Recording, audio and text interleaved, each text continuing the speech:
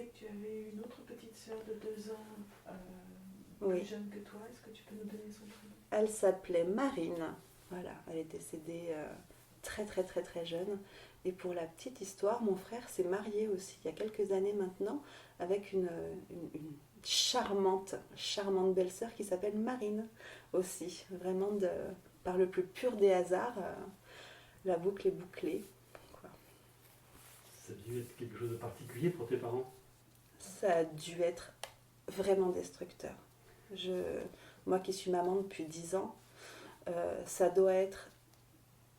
Je peux même pas imaginer la douleur que ça doit être. Enfin, ma fille, quand elle se fait une égratignure, c'est très très dur à vivre. Mais alors, la perte d'un enfant doit être sans commune mesure.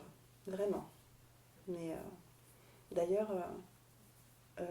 on avait prévenu mes parents, justement, comme j'étais née à ce moment-là et que j'étais trop jeune pour comprendre un petit peu les enjeux de tout ça, m'a dit de faire très attention au moment où j'allais devenir femme, éventuellement maman, qu'il allait se passer quelque chose.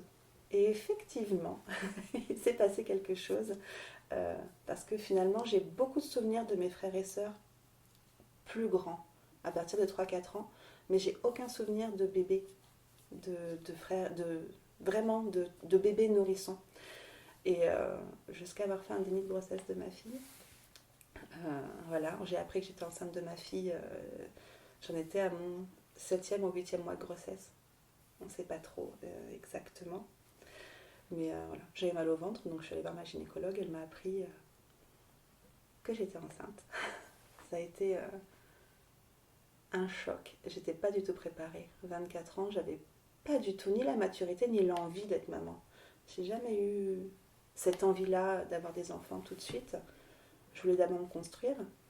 Et ça m'est tombé comme ça, un 14 juillet, comme un feu d'artifice. Voilà. Donc, si j'avais su avant que peut-être ça me serait tombé dessus, j'aurais anticipé. Je me serais mieux préparée, mais je pense qu'on peut de toute manière jamais vraiment se préparer à être maman. Donc, ça a été difficile et facile en même temps. Tu dis difficile et facile en même temps. Est-ce que tu peux expliquer? Ça a été difficile d'apprendre que j'allais être maman dans 2 mois. Finalement, ça a été même été dans 1 mois, parce que j'ai accouché juste 1 mois après avoir appris que j'allais être maman. Mais c'était facile parce que finalement, j'ai pas eu le temps d'angoisser. comment elle allait être. Oui, parce que je savais pas trop. On était presque sûr que c'était une fille, mais on pouvait pas être sûr à 100%. Donc c'est dur parce ça nous arrive comme ça. Mais c'est facile parce que finalement, ça s'est passé tellement vite que j'ai pas eu le temps de réfléchir. Et ça, je pense que ça a été un avantage. Voilà. Parce que j'ai pas eu le temps de réfléchir à comment j'allais faire finalement. Et puis comme j'étais très entourée, voilà. J'ai une famille extrêmement aimante, extrêmement généreuse et soutenante. Du coup, ça s'est passé très très bien. Je pensais vraiment qu'on allait me juger. euh, Parce qu'à 24 ans, j'étais encore dans l'idée qu'on allait me juger. Euh, je sais même pas pourquoi je pensais ça. Mais non, au lieu de me dire mon Dieu, mais comment tu vas faire, c'était mais quel bonheur de savoir que dans 1 mois seulement, tu vas nous faire une merveille. Et c'est le rayon de soleil de ma vie. Voilà. Depuis 10 ans, avec ma fille, on est hyper fusionnels, toujours ensemble. Voilà. Nos dimanches, un week-end sur 2, au petit déjeuner ensemble au port, c'est notre moment de bonheur à nous, quoi. Quel est le prénom de ta fille? Ma fille s'appelle Léa. Voilà. Et elle a 10 ans, tout sonné depuis le 14 juillet. Elle est très fière d'ailleurs d'être née un 14 juillet. Elle a le défilé, le feu d'artifice, la famille avec elle, puisque c'est dur de naître pendant les vacances. Souvent les gens travaillent, les gens partent. Et c'est l'occasion de se retrouver tous en famille. On n'a pas d'excuse au 14 juillet, on ne travaille pas. Donc elle a toute la famille et les amis pour elle, elle est très contente. Oui, on peut se dire qu'effectivement, heureusement que tu l'as pas su tout de suite, et d'où peut-être le déni de grossesse, Ouais. parce que autrement tu aurais peut-être flippé, quoi. Oui, c'est certain. D'ailleurs, j'ai pas du tout en projet, en fait, de me remettre à ça parce que ça me fout une trouille monstre. Comme tout le monde, je pense, hein, je suis pas différente des autres.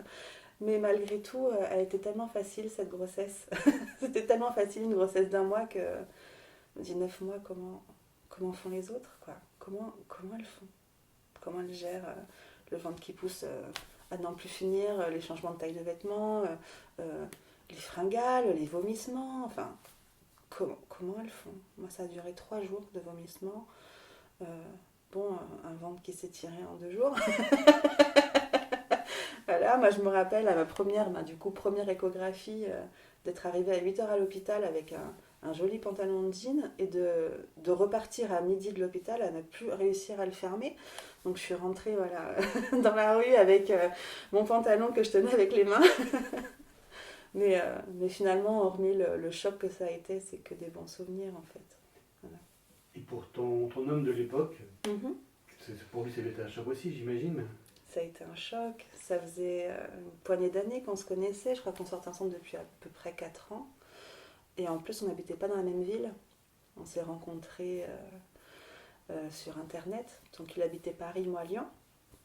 On faisait les trajets un week-end sur 2. Et quand il l'a appris, c'était compliqué parce qu'il était à Paris. Je ne pouvais pas lui dire de venir pour lui expliquer la nouvelle. Je lui expliquais par téléphone. Mais c'est possible d'avorter ou de faire quelque chose parce qu'on n'est pas prêt. Je dis non, on ne peut plus faire marche arrière. Maintenant, c'est vraiment trop tard. Et il m'a dit, je te rappelle. Et il m'a rappelé, je crois, 2 ou 3 heures après. Je ne me rappelle plus très bien. Il m'a dit, bon ben, d'accord. Et voilà, c'était validé qu'il était dans l'aventure. Et on a... Du coup, on s'est installés ensemble quelques mois après la naissance de Léa. D'abord à Paris, ensuite à Lyon pour que je puisse faire mes études. Et on a jonglé voilà, entre les études, les stages, la crèche, plus tard l'école. Et en fait, je crois qu'on n'a jamais trop choisi d'être ensemble, finalement. C'est la vie qui nous a poussés à nous mettre ensemble. Et avec le recul, l'expérience, voilà. C'était une belle histoire, mais est-ce que si Léa n'avait pas été là, on aurait continué cette histoire? Je ne sais pas.